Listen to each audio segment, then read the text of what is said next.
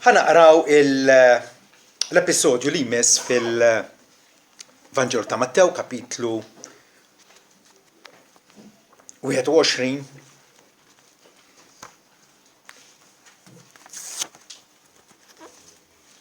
U vers 33. Isimgħu parabola oħra. Kien hemm wieħed padrun ta' dar li ħawwel vinja u qiegħed ċint madwara u ħaffer masar fija u bena torri u qabbilha lil gabillotti u sifer. U meta qorob żmien il-frott bagħat lill-sira tiegħu għand il-gabillotti ħalli jirċievu l-frott tiegħu.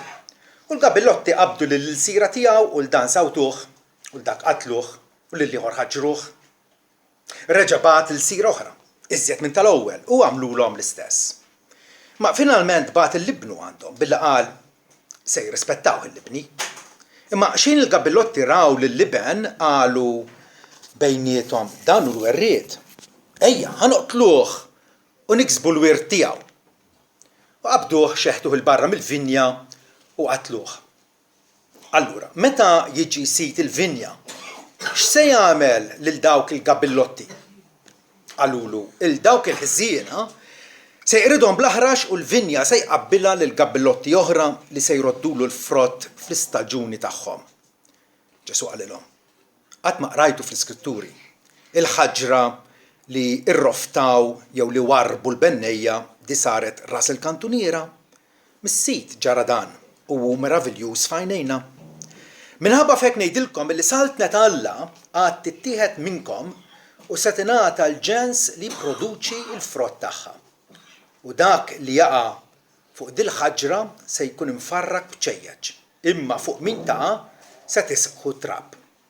U xejn is-saċerdoti ewlenin u l-Fariżej semgħu il-parabboli tiegħu għarfu li kien qed jitkellem dwarhom u feċċew jaqbduh iżda beżgħu mill-folol għax żammewh bħala profeta. Amen.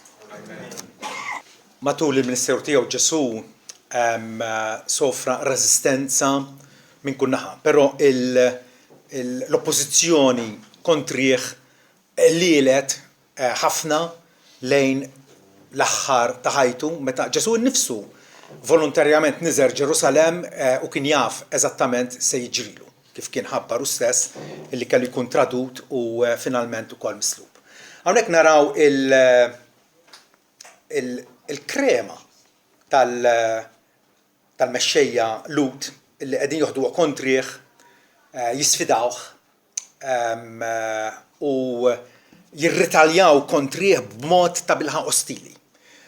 Għandna id-dawl li ġie fid-dinja u d-dlam illi ma jistax jifhmu l-dawl.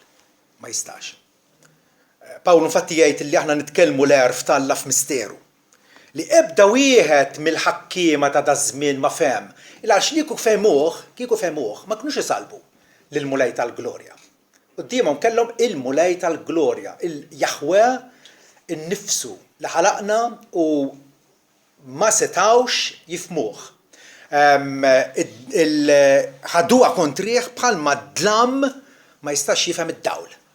Ġwanni fil-Vanġelu tiegħu jgħidilna li fih f'Ġesu kienet il-ħajja u l-ħajja kienet id-dawl tal-bnedmin, il-dawl jiddi fid-dalma imma d-dalma ma fehmitux.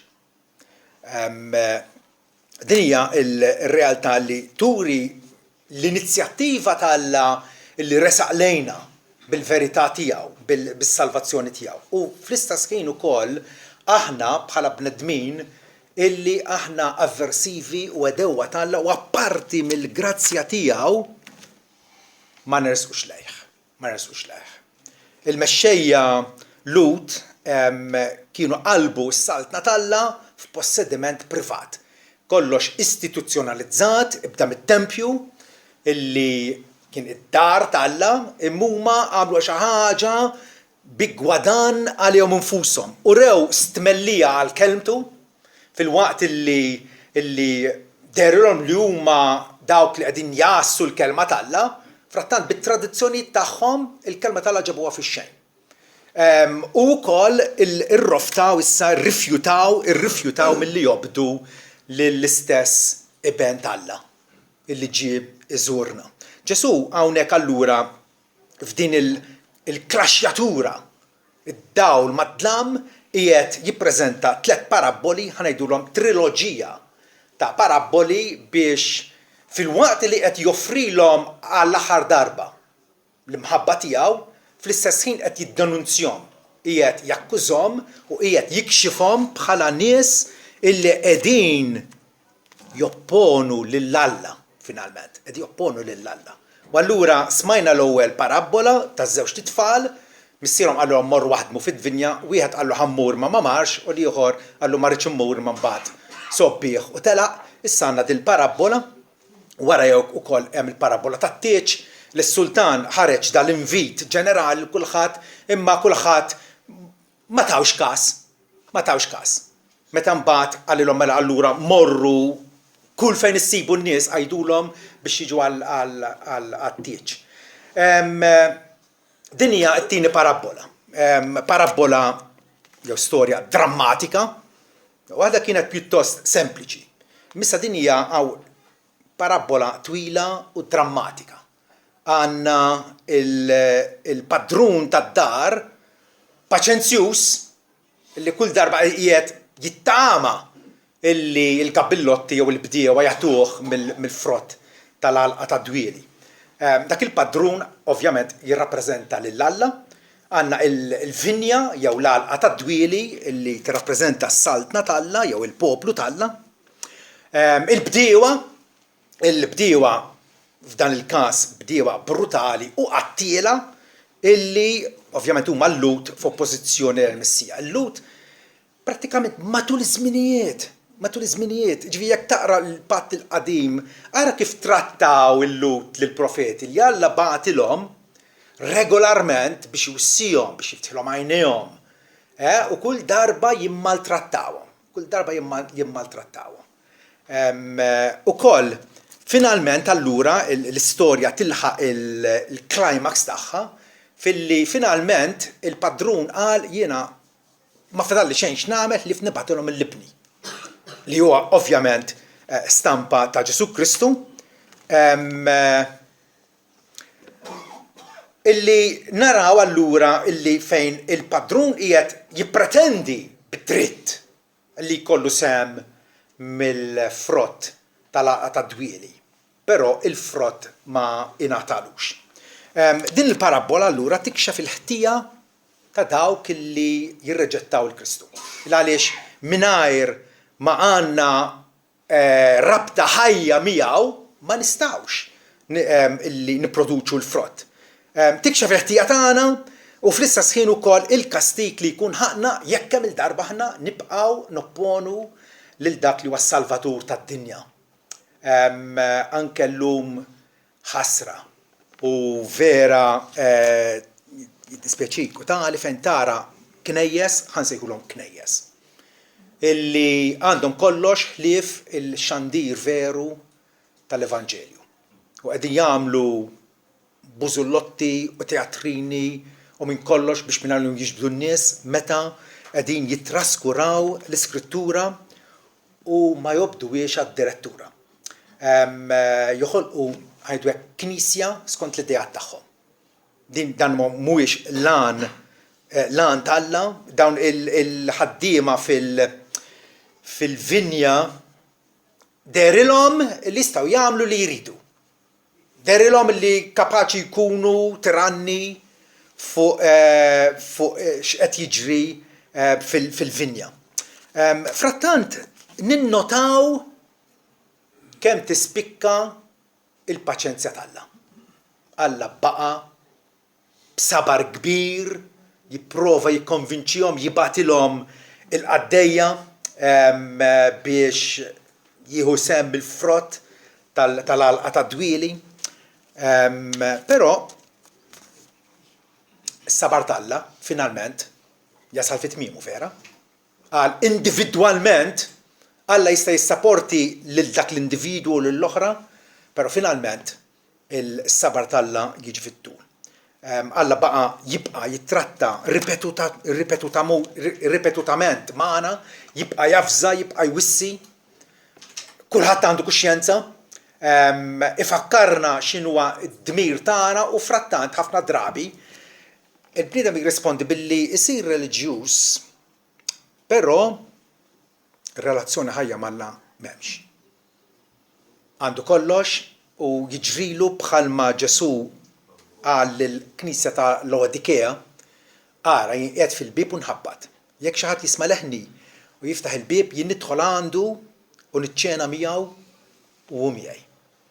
Ħafna nies reliġjożament għandhom kollox u m'għandhomx il-Kristu, illa għaliex sakkruh barra minn ħajjithom. Bħalma għamlu dawn il-gabillotti fl-istorja li jippreżentalna Ġesu. Finalment jgħidilna bagħat il-libnu. Ekku matul l-istorja tal-fidwa kif insejħula, Alla bagħat il-profeti tiegħu. U din l-istorja tilħaq il-quċċata tagħha fil-li fejn Alla b'diversi manjieri u bosta drabi kellem il-missirietna permezz tal-profeti, issa kellimna bibnu. Aħjar minn hekk ma setax jagħmel, ma jistax jagħmel. Kellimna bibnu. Allura Ġesu hawnhekk qiegħed li nnifsu f'kategorija differenti mill-profeti. U profeta. Imma huwa wisq aktar minn profeta.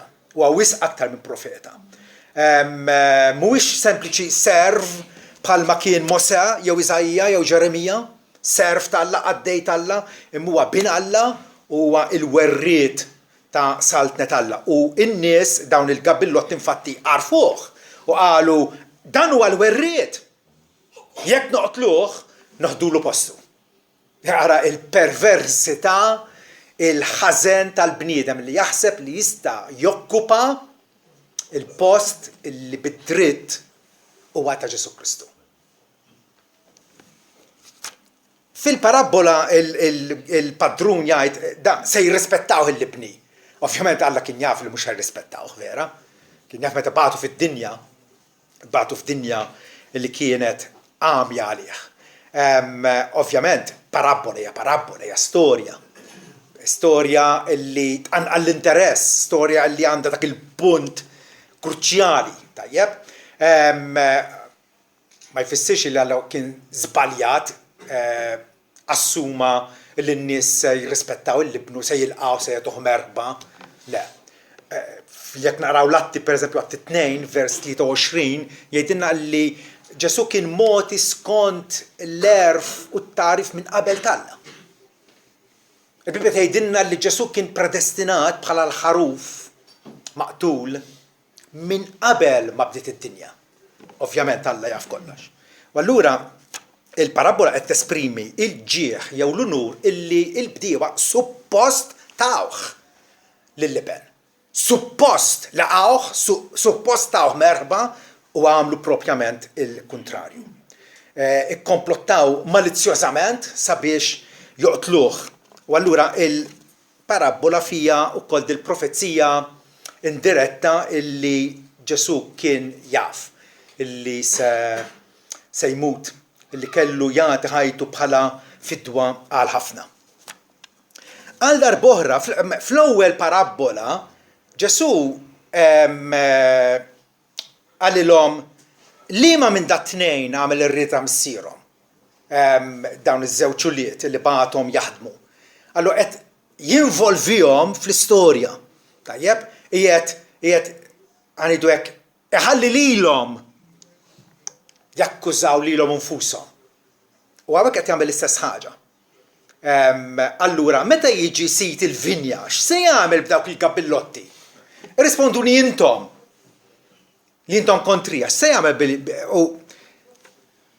li jiġri huwa li dawn il-saċerdoti ewlenin u l-iskribi jgħidu l-dawk il-ħżiena se jqridhom bl-aħrax u l-vinja se jqabbilha l-gabillotti oħra li se jroddulu l-frott fl-istaġuni tagħhom. Ironikament jirrispondu billi mingħajr ma ntebħu jaqilbu x-xibka fuqhom infushom, ix-xibka tal-ġudizzju tal-Alla, jaqilbuha fuqhom infushom b'dak li jgħidu huma stess b'fomhom stess. Xi ħaġa tal-għaġeb illi illi flok ma irrealizzaw fl-aħħar mill-aħħar illi dawn il-gabillotti ħżiena huma aħna illi ilna nopponu lill-Alla u saħansitra maħniex narfu lil Ġesu ta' Nazaret bħala liben l-uniġenitu tiegħu u allura jixlu lilhom nfushom. Flok ma urew indiema għaliex kif rajna fl-ewwel parabola. Kien hemm ibn minnhom qal ma rridx immur. Imma mbagħad sobbieħ u mar. U dak li jitlob Alla minna. Illi f'xi stadju f'ħajjitna aktar ma jkun kmini aħjar, illi aħna nirrealizzaw l-oppożizzjoni tagħna kontra Alla u nduru lejh. U l-indiema essenzjalment tafu x'inhi.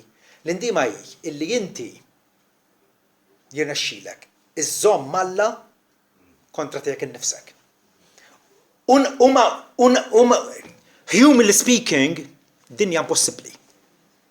Għax aħna nħobbu niġġustifikaw lil nafusna. Aħna nħobbu niddefendu lil nafusna, impenġu lil nafusna fl-aħjar dawl possibbli. Bl-indiema qed jgħidilna żommu miegħi, jien qed nixlikom intu ħżiena u qed nitlobkom iżommu miegħi. Li jkollkom il-fehma tiegħi dwarkom. Impossibbli nagħmluha. U għalhekk il-Bibbja tagħmilha ċara li l-indiema hija għotja t'Alla. U Ġesu il-prinċep tas-salvazzjoni tagħna illi jagħti l-indiema lill-Iżrael u l-maħfra tad-Nubiet. L-indiema hija l-għotja t'Alla għalina.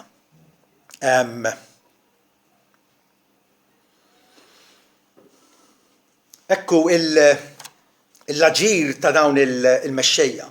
Aġir ingrat, aġir kattiv u insensat, ħaqqu leħrex kastik. U frattant Alla lest illi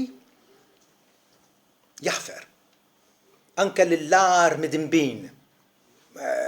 Pawlu wasa biex qal li dinja kelma ċerta u tamil aħħal kollox li Kristu Ġesu ġi fid-dinja biex isalva lil midinbin li jien l-ewwel wieħed, jien l-ewlieni. U kien jaf. U kemm kien ta' bilħaq minkejja ir-reliġjożità tiegħu kien appuntu kontra Alla. Dawn il-gabillotti urew li mhumiex deni ta' salta bil-resistenza tagħhom, ir-resistenza kontinwata tagħhom ma kinux deni illi jibqgħu jkunu ħaddiema fil-vinja t'Alla. U allura vers 41 meta qalulu illi se jeqridhom bl-aħrax. U il-vinja se jqabbilha lil gabillotti oħra. Minha ma kienu jafu kienu qegħdin jesprimu Alla x'kellu jagħmel aktar quddiem. Illi l-Lut bħala ġens imwebbes Alla warbu biex minfloku isejjaħ ġens ieħor li huwa il-ġentili. In-nies minn kull nazzjon u poplu tad-dinja imsejħin biex ikunu il-poplu ta' Alla. Ġifi Alla hawnhekk qiegħed jurina li kellu jagħmel rikostituzzjoni ta' Iżrael. Iżrael, meta naqraw dwar Iżrael fil-Bibbja, huwa Iżrael spiritwali. Dak huwa il-vera Iżrael. Illum bir-raġun ngħidu illi uliet Abraham huma l-kredenti, huma nies li jemnu l-Evanġelju fis-sinċerità. Il-poplu t'Alla ma narfuhx skont id-dixxendenza fiżika. Narfuh jekk humiex nies illi jemnu l-Evanġelju jew le. Pawlu jagħmilha ċara ħafna di fil-Galatin 3. L-ewwel vers 9 jgħid għalhekk dawk tal-fidi huma mbierka ma' Abraham li jemmen, dawk tal-fidi. Dawk li għandhom il-fidi bħal Abraham ikunu mbierka miegħu. Vers 26, intom il-koll uliet Alla permezz tal-fidi fi Kristu Ġesu. Din l-idea illi l-Lut sansitra llum il-ġurnata illi ma jemnux f'Ġesu bħala l-Messija tagħhom. illi nibqgħu nikkonsidraw bħala l-poplu tal-Alla hija idea totalment żbaljata. Totalment żbaljata. Intom il-koll, Pawlu qed jikteb hawnhekk lill-insara fil-Galazja, jgħidilhom intom il-koll uli tal-Alla permezz tal-fidi fi Kristu Ġesu. Vers 29 jgħidilhom jekk intom ta' Kristu mela intom nisel Abraham u werrieta skont il-weda. Iva, l-Iżrael veru huma dawk li mhumiex ċirkonċiżi esternament u viżibilment, ma li għandhom iċ-ċirkonċiżjoni għajdu li fejn? Fil-qalb. Fil-qalb. Fil-qalb. Ġesu hawnhekk allura iwassalhom biex minn mandunaw xlew jew akkużaw lilhom nfushom il-ħaqhom il-kastik, ħaqhom il-kundanna. U biex ikompli jirribatti, biex ikompli jsaħħaħ l-argument tiegħu, Ġesu qalilhom qatt ma qrajtu fl-Iskritturi. Hawnhekk Ġesu kellu kull dritt li tkellem bl-awtorità tiegħu waħdu. Il għaliex huwa l-iben Alla. Imma innotaw kull darba Ġesu, anzi sikwit Ġesu, jirreferi għall-Iskrittura, jirreferi għall-kitbiet tat-Testament il-Qadim biex juri illi kwalunkwe argument, kwalunkwe kwistjoni li għandna rridu nirriżolvuha mill-Iskrittura mqazza. Jikkwota Salm 118 u għalihom qatt ma qrajtuha din fl-Iskrittura. Il-ħaġra li rroftaw il-bennejja di saret ras il-kantuniera, mis-sid ġara dan u hu meravigliuż f'għajnejna. Ġesu qiegħed iqabbel il-fatt li hu ġie fil-vinja tiegħu u l-gabbillotti keċċewh u ħajoqtluh. Qed jgħidilhom qegħdin tagħmlu eżattament kif hu miktub f'Salm 118. Il-ħaġra li rroftaw il-bennejja di saret ras il-kantuniera. Però Ġesu mhuwiex il-vittma ta' dawn in-nies ħżiena. Mhuwiex. Għax kompli jgħid din saret ras il-kantuniera u mis-sit ġara dan huwa l-pjan tal-Alla. Tgħidli ma nifhimx din. Laqqas jien. Il-ħażen tal-bniedem Alla jinqeda bih biex iwettaq id-digriet etern tiegħu inkwantu s-salvazzjoni tagħna. U misteru kbir il ma jistgħux ħanidu hekk f'moħħna l-inqas narmonizzaw dawn l-ħwejjeġ imma is-Salm jgħidilna ċar, mis-sid ġara dan. Dan huwa l-emil ta' Jaħwe favur tagħna. Il-ħaġra ovvjament, il-ħaġra li rruftaw il-bennejja hija referenza għal Ġesu Kristu. Hija referenza għal Messija. U l-bennejja huma l-mexxejja ta' Iżrael. U din il-ġebla li suppost kienet tajba għall-bini. Irroftawha warbuha. Allura din il-ħaġa tidwi il-tema ta' persekuzzjoni tal-profeti. Ġesu darba għalilhom lin-nies għalihom liema wieħed mill-profeti ma persegwitawx mis-sirjietkom. U li ngħidilna meta n-nies ippersegwitawkom u jgħajrukom u jarmu simkom bħala ħażin, ifirħu tennew għax il-ħlas tagħkom huwa kbir fis-smawiet. Għax hekk ukoll għamlu lill-profeti. F'ċertu sens aħna qegħdin f'din il-linja ta' profeti kelliema għal Alla illi ħankunu imwarbin, redikolati u mwarba. Għaliex? Għax ovvjament id-dawl li jiddi id-dlam ma jistax jifhmu. Il-ġebla ġiet irroftata u frattant Ġesu jgħid li di saret ras il-kantuniera.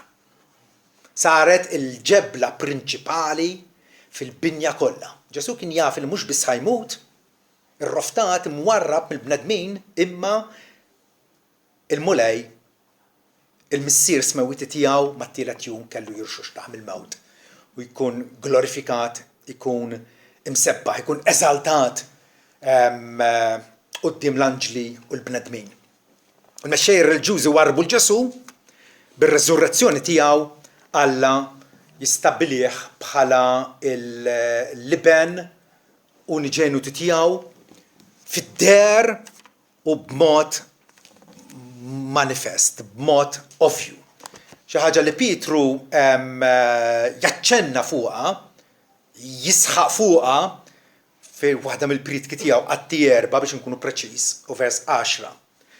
Li nies jgħidilhom ħajkun magħruf lilkom ilkoll u lill-poplu kollu ta' Iżrael illi f'isem Ġesu Kristu n-Nazzarenu li intom sallabtu, qed jakkużhom u bir-raġuni li intom sallabtu, li Alla qajmu mill-imwiet b'dan isem dar raġel jinsab wieqaf qudiemkom u b'saħħtu. Kien għadhom kif fejqu raġel matub, raġel sob illi ma setax jimxi. Pietru jkompli jgħidilhom dan Ġesu għall-ħaġra riġettata minnkom il-bennejja qed jerġa' jikkwota l-istess Salm 118.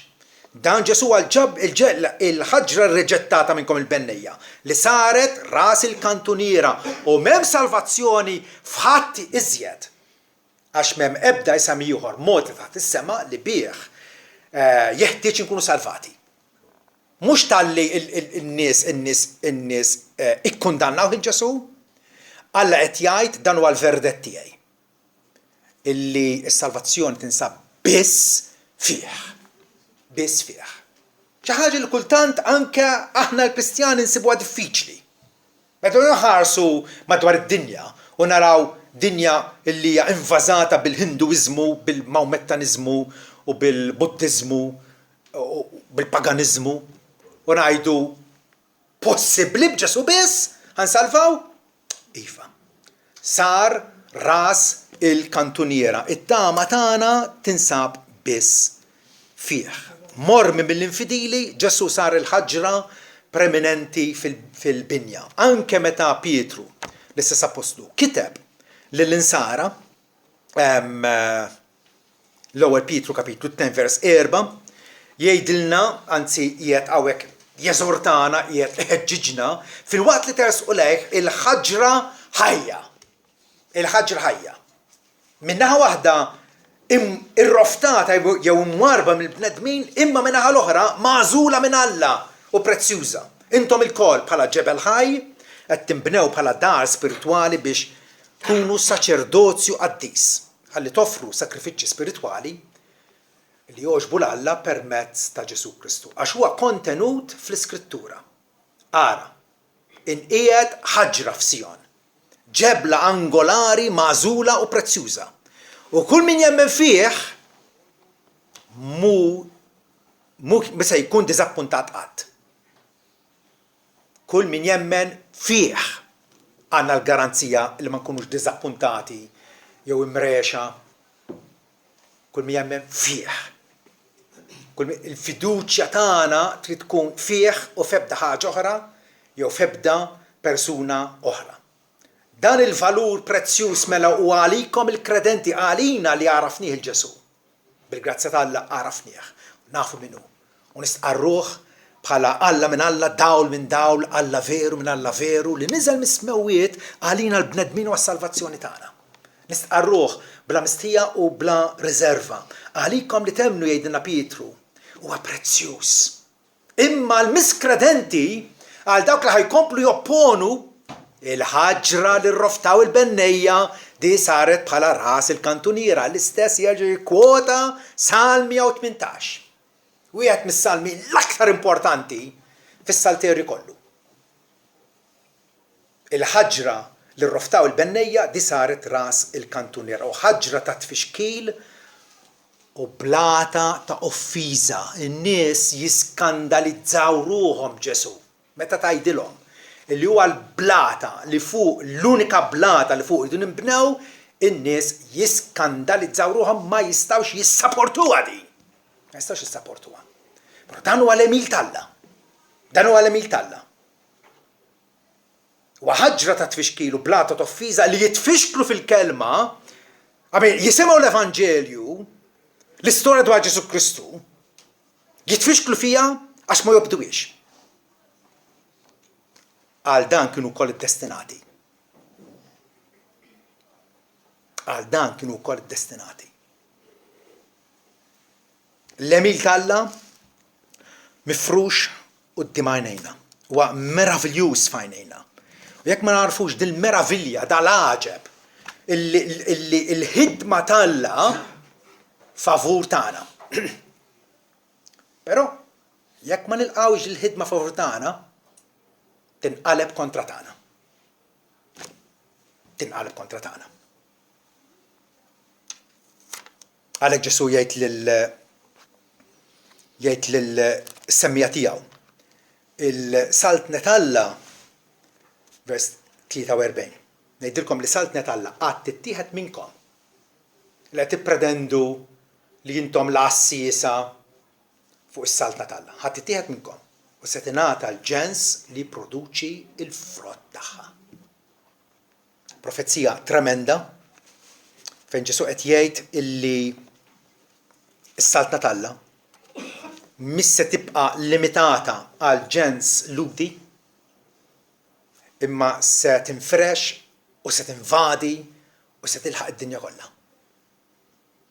Se tingħata l-ġens li produċi l-frott tagħha. L-mexxejja għarrielhom filli wettqu dmirhom lejn Alla kemm fil-ħajja personali tagħhom, kemm fil-rwol tagħhom bħala mexxejja u gwidi tan-nazzjon Iżraelita, imma Alla bil-waqa tagħhom fetaħ il-bieb għalina ġentili. Xi ħaġa ta' bilħaq tal-għaġeb. Rumani 9 Pawlu jitkellem fuq dan il-fatt kbir, fatt trement fejn jgħid illi x'inhu jekk Alla filli jixtieq juri r-rabja u jarraf is-seta tiegħu, is-saport ta' paċenzja kbira r-reċipjenti tar-rabja preparati għall-qirda. Ġifieri anke jekk naraw matul il-misteru ta' Ġesu. Kemm is-saport tiegħhom darba meta ġabulu tifel li kien mxajtan. U Ġesu qal, o ġenerazzjoni miskredenti u perversa, kemm se ndum nissapportikom. Is-sabar ta' Ġesu. Xi ħaġa tal-għaġeb. U xiex ikompli jgħid Pawlu jekk għamel hekk sabiex jarraf ir-rikkezzi tal-glorja tiegħu għar-reċipjenti tal-ħnina tiegħu li preparhom minn qabel għall-glorja li wkoll sejħilhom lilna mhux biss minn fost il-lut, qed tisimgħa, mhux biss minn fost il-lut, iżda wkoll mill-ġentili. Bħalma jgħid ukoll f'Ħosea, ġifieri aħna issa nafu illi il-Knisja ta' illum il-ġurnata, il-profeti tal-antik ħabbruha u profetizzawha. Infatti Ħosea wieħed minnhom jgħid se nsejjaħ in-nies mhux tiegħi nies tiegħi u lil dik mhux maħbuba maħbuba. U se jkun li fil-post fejn intqallhom m'intomx il-poplu tiegħi hemm se jkunu msejħa u li talla l-ħaj. Ġibu qudiemkom tax-xenarju. Qabel ma Pawlu mar f'Efesu jew fil-belt ta' Filippi jew kwalunkwe belt, x'kien hemm nies hemmhekk? Nies pagani. Nies pagani.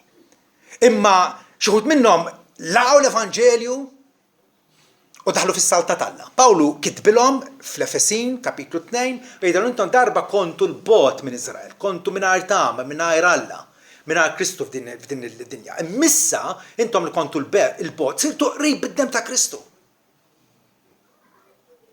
Id-dem ta' Ġesu Kristu, is-sakrifiċċju tiegħu jagħmel il-differenza kollha.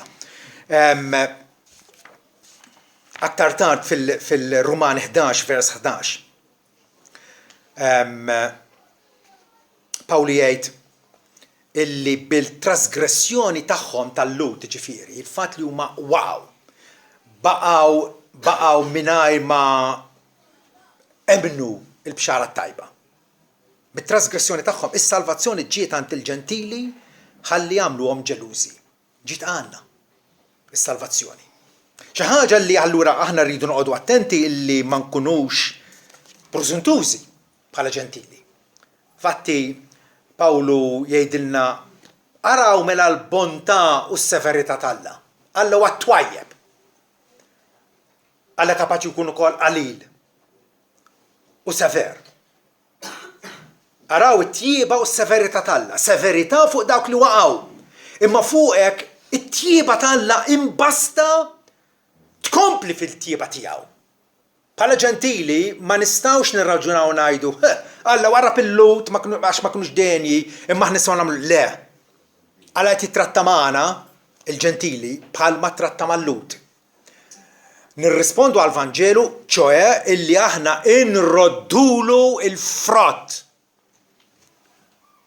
illi hu tiegħu bid-dritt. Altrimenti intu wkoll tkun maqtuħ.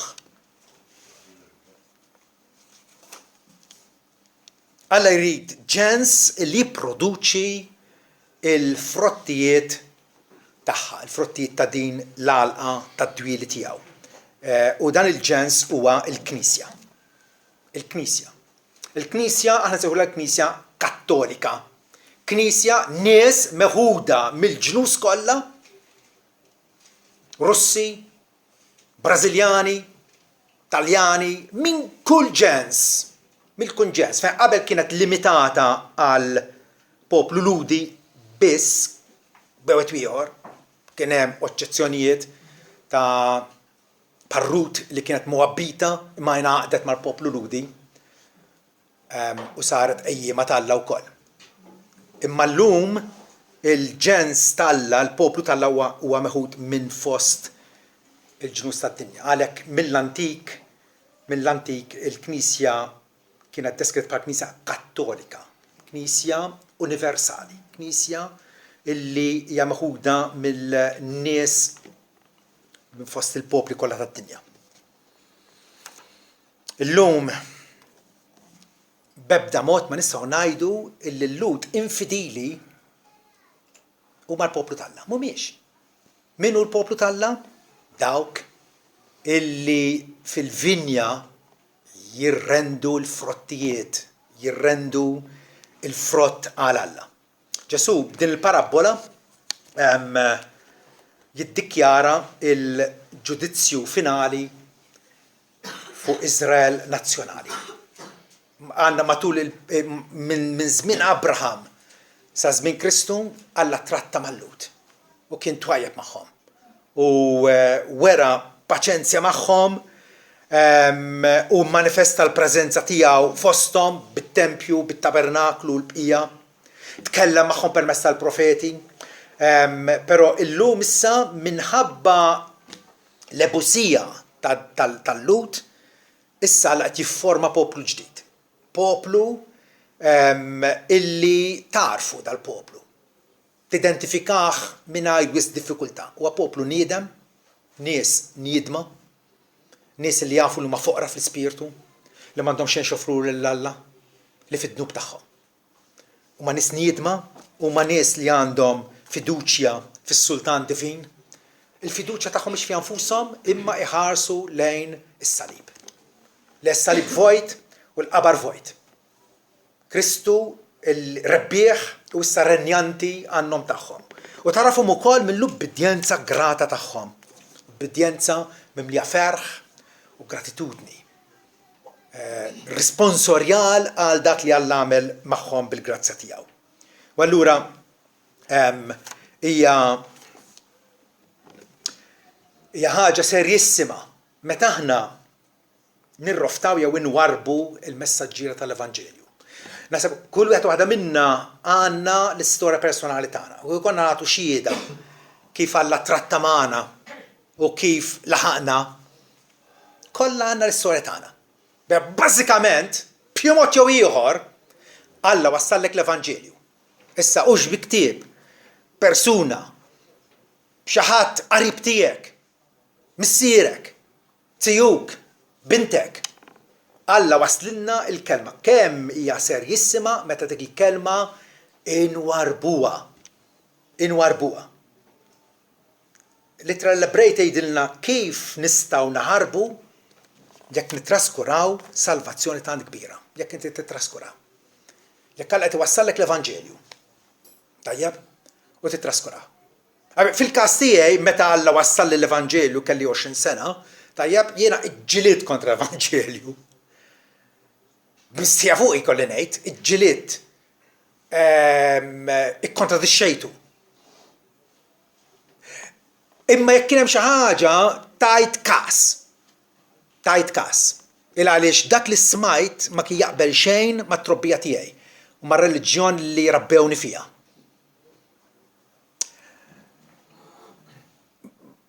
Kważi ma jimpurtax jekk tiġġieled kontra l-Evanġelju, imbasta tagħti każ.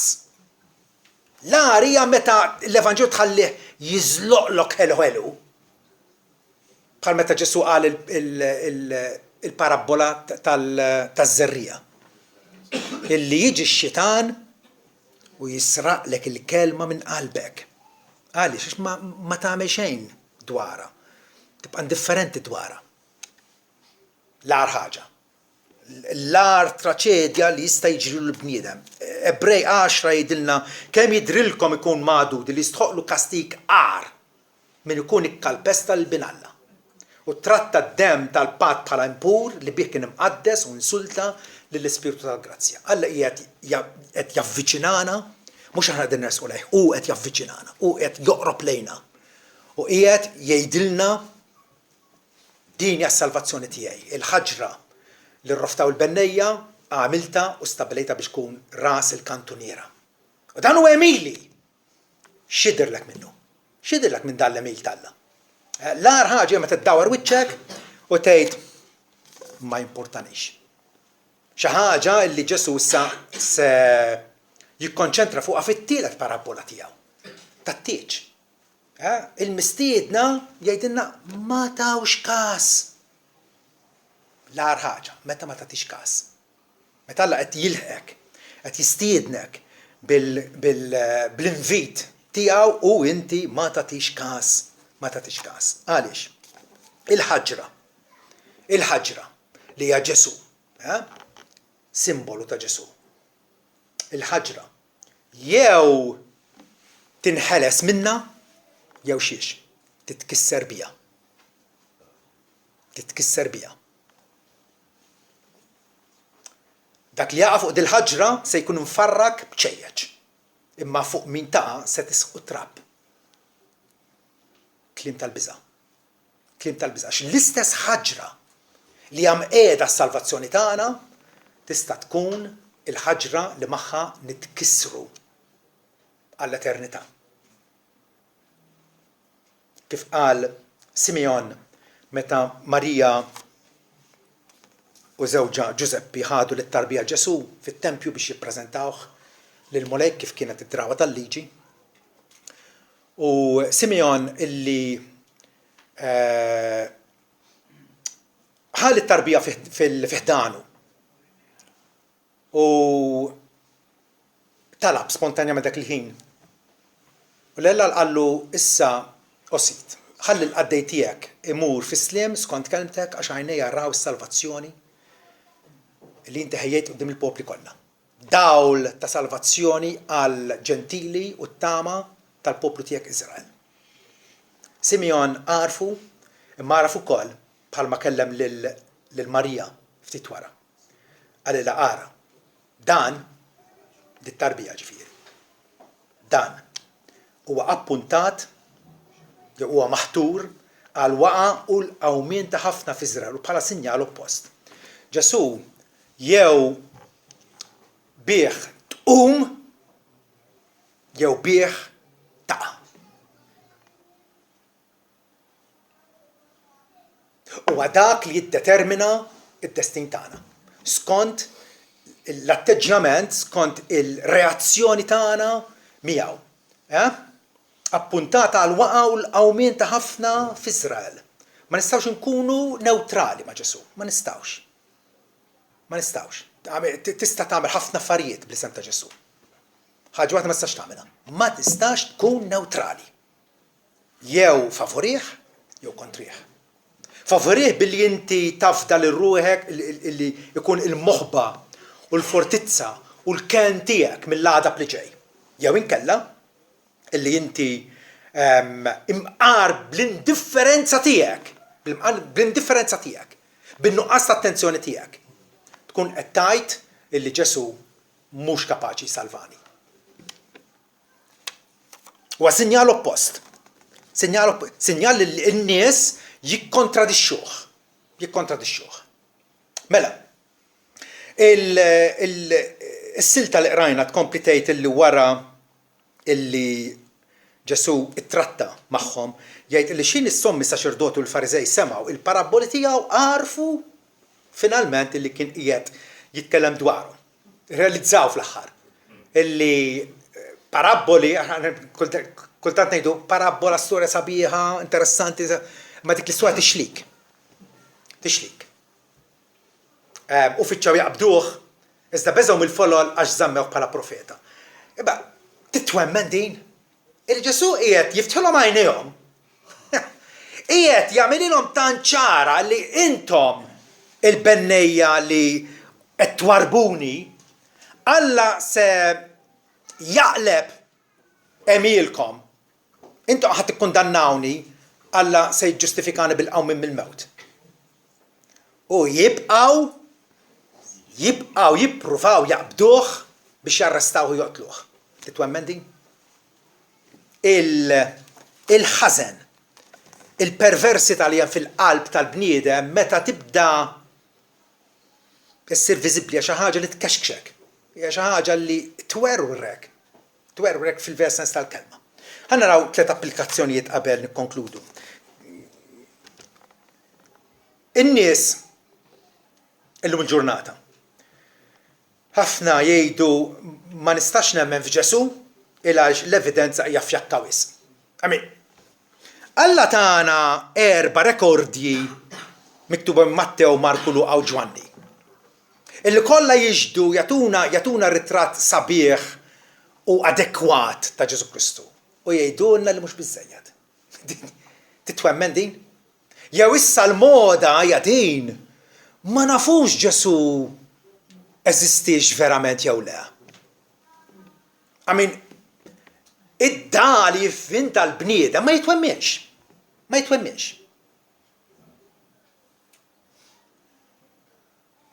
Illum il-bniedem ma jemminx mhux għax l-evidenza hija fjakka, jew mhix l-evidenza hija kotrana u konvinċenti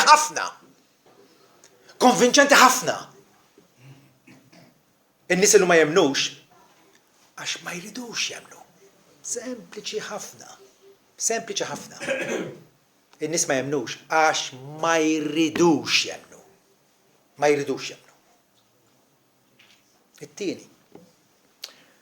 Hija ħaġa terribbli li tkun fis-saltna mela għandek ċerta influenza u qed titħallat ma' Kristjani u qed titgħallem minn għandhom u qed tapprezza d-dawl li Alla qed jagħtik. Mela tkun fil-Knisja viżibbli u ma tipproduċix frott. U tibqa' minn ma tipproduċi il-frott. Alla irid illi wliedu ikunu jingħarfu billi jipproduċu l-frott sas-sajran tiegħu. Waħda mill-għanijiet li nkantaw f'Tinet il-Asla ta' Marqat ħaddiem għas-saltna kun. Kif ħankun ħaddiem għas-saltna? Well, bil-fidi. Bil-fidi biss, billi jiena nżomm dak l-atteġġjament ta' fiduċja jiena niddependi fuq Ġesu Kristu. Bħalma sejjaħli kapaċi wkoll jagħmilni ħaddiem għas-saltna tiegħu. Fidi l-vittorja żgur, u rebħa nobli tant tereb id-dinja żgur. Kif ħanelbu għad-dinja? Kif jiena ħankun b'mod evidenti nappartini għal Ġesu u għal ħadd iżgħet. Bil-fidi. Billi nibqa' neżerċita fidi fih. U l-aħħar applikazzjoni l-aħwa. Kif ovvjament nintebħu il-Lut gawdew ħafna privileġġi kbar. Ħafna. Qabbilhom mal-Assirjani u mal-Eġizzjani jew mal-Babilonjani.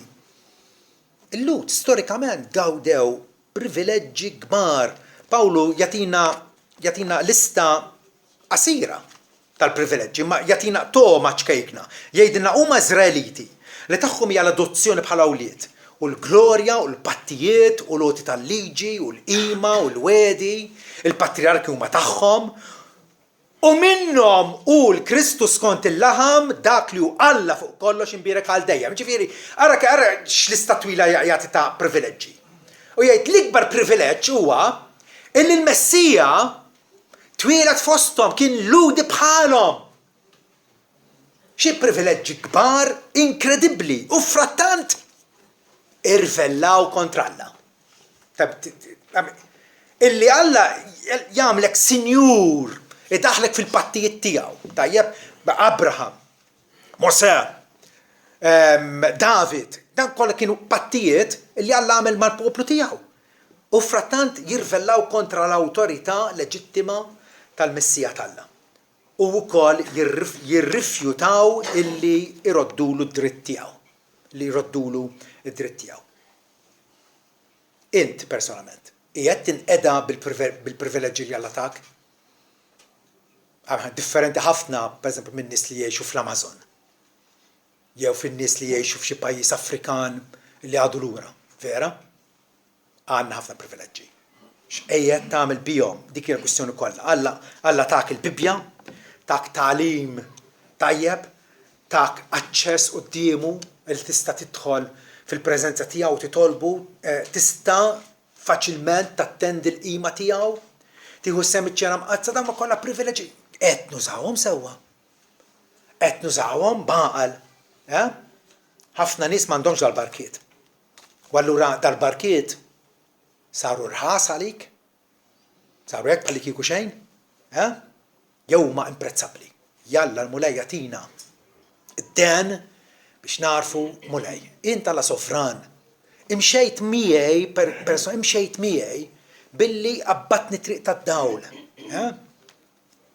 Għatini l-ħila, għatini l-abbiltà biex nimxi fiha. U nonorak billi nonora lil dak li jinti qedtu bħala ras il-kantuniera, ibnek Ġesu. Il-għaliex huwa fatt innegabbli li min ma jonorax il-liben lanqas jista' jonora lill-missi li bagħtu. Hija daqshekk sempliċi. Ma jistax tgħid li jiena nemmen falla, da hekk billi temmen falla, kulħadd jemmen falla. Kulħadd jaf li hemm Alla. Ma nistgħux nonoraw il-Alla u lanqas Alla ma jilqana fih danu jekk ma nonorawx lill-ibnu Ġesu. Is-salvazzjoni tagħna hija marbuta miegħu. Min għandu liben, għandu l-ħajja. Min m'għandux liben tal-Alla, m'għandux il-ħajja.